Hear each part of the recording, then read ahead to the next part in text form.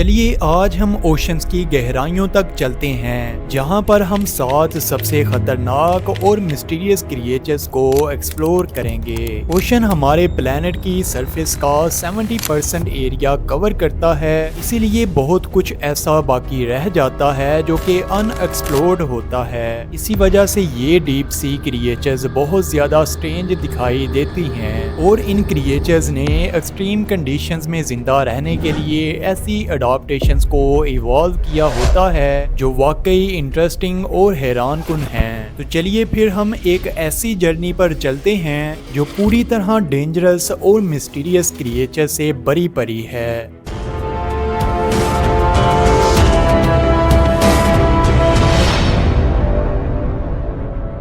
हमारी इस लिस्ट में सबसे खौफनाक दिखने वाली क्रिएचर यानी एंगलर फिश मौजूद है। ये खौफनाक क्रिएचर समुद्रों की सबसे नीचे वाली तहों में पाई जाती है। एंगलर फिश शायद इस दुनिया की सबसे डरावनी क्रिएचर हो सकती है और जैसा कि आप देख सकते हैं कि इसके मुंह के बिल्कुल ऊपर एक चमकने वाली ट्यूब लगी होती है जो इसकी एक ऐसी यूनिक एडॉप्टेशंस में से एक है जिसकी वजह से वो अपने शिकार को आसानी से अट्रैक्ट कर लेती है और इस तरह ये अपनी न्यूट्रिशनल नीड्स को पूरा करती है। दोस्तों, एंगलर फिश इतने ज्यादा गहरे पानी में पाई जाती है जहां पानी का प्रेशर इंतहाई ज्यादा इंटेंस होता है और इतना ज्यादा प्रेशर इस मछली को आसानी के साथ कुचल सकता है। लेकिन इंटरेस्टिंगली ये उनकी बॉडी की शेप ही होती है जो नेचर ने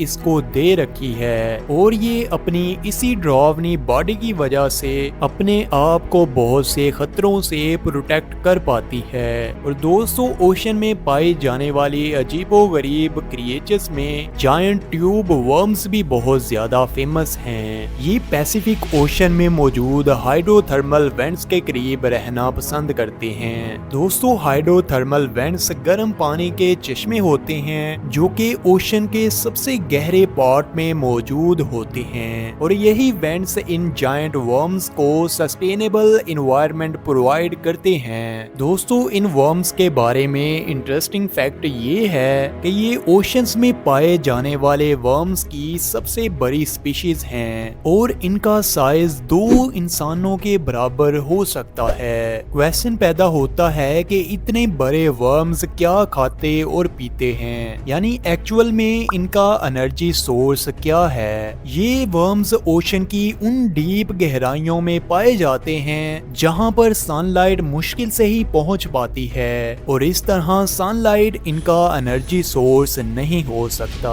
दोस्तों, ये केमिकल्स खाकर गुजारा करते हैं जो इन हाइड्रोथर्मल वेंट से रिलीज होते हैं। अब हम डम्बो ऑक्टोपस की बात करते हैं जिसे अब सबसे क्यूट दिखने वाली ऑक्टोपस का एजाज भी दे दिया गया है। ये एक्सट्रीमली डीप वाटर्स में पाए जाते हैं जहां पर पानी बहुत ज्यादा ठंडा होता है और सनलाइट की कंसंट्रेशन वहां पर बहुत ज्यादा लो होती है। क्या आप जानते हैं कि डम्बो ऑक्टोपस के पास 3 दिल होते हैं। इसकी वजह से सारा ब्लड पूरी बॉडी में सर्कुलेट करता है और इस डम्बो ऑक्टोपस में ये सारी सर्कुलेशन एक दिल की वजह से नहीं हो पाती। इसके अलावा डम्बो ऑक्टोपस के खून का रंग ब्लू होता है। ह्यूमन ब्लड में आयरन मौजूद होता है और जैसे ही इस ब्लड को ओपन एयर में छोड़ दिया जाता है तो ये ब्लड रेड कलर का दिखाई देता है। लेकिन डम्बो ऑक्टोपस के केस में कॉपर की बहुत ज्यादा कंसंट्रेशन पाई जाती है और ये कॉपर की हाई कंसंट्रेशन ही होती है जो डम्बो ऑक्टोपस के खून को ब्लू बना देती है। इसके बाद हम गॉबलिन शार्क को एक्सप्लोर करने की कोशिश करते हैं। ये डीप सी की एक ऐसी खौफनाक क्रिएचर है जिसके बारे में ये कहा जाता है कि इसे अब तक जिंदा नहीं होना चाहिए था क्योंकि ये 100 मिलियन ईयर्स पहले से बिलोंग करती है और इसकी दूसरी स्पीशीज का नामो निशान भी बाकी नहीं रहा। इसी वजह से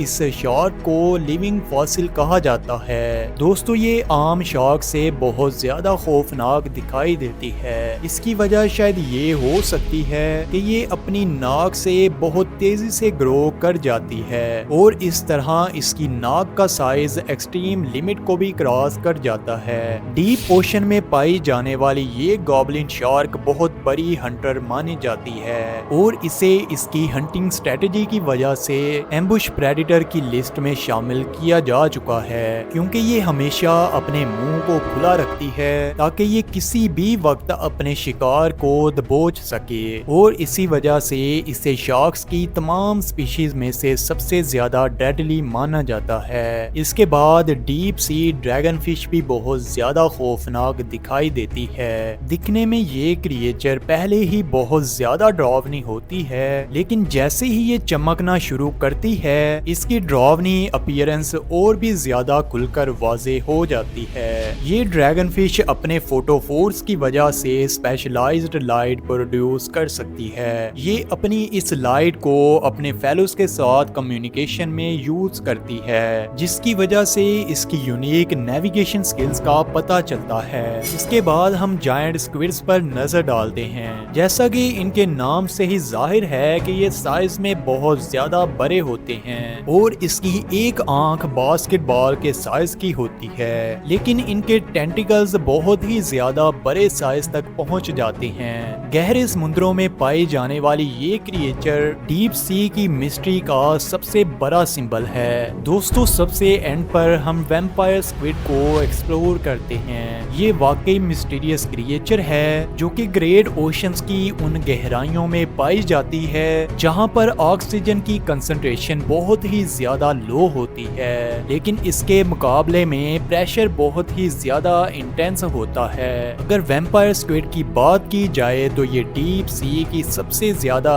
एक्सट्रीम एग्जाम्पल है। जैसा कि ये वैम्पायर्स यानी चमगादड़ों की तरह दिखाई देती है, इसी वजह से इसे वैम्पायर ऑफ डीप सी कहा जाता है। ओशंस के अंदर इस वैम्पायर स्क्विड की बहुत ज्यादा स्पीशीज मौजूद थी, लेकिन अपनी वैम्पायर्स की तमाम स्पीशीज में से सिर्फ ये अकेली ही सरवाइव कर पाई है। इसके साथ ही हमारी डीप सी क्रिएचर्स पर बनी एक्सप्लोरेशन खत्म होती है, जो हमें ओशंस के अंदर मौजूद अमेजिंग बायोडाइवर्सिटी की याद दिलाती है। इसीलिए आप इस चैनल को ज्वाइन करके हमें बहुत सी फ्यूचर एक्सप्लोरेशंस में ज्वाइन कर सकते हैं, जो वाकई आपके लिए हैरान कुन और इंटरेस्टिंग हो सकती हैं। इस एक्सप्लोरेशन के साथ जुड़ने का बहुत शुक्रिया।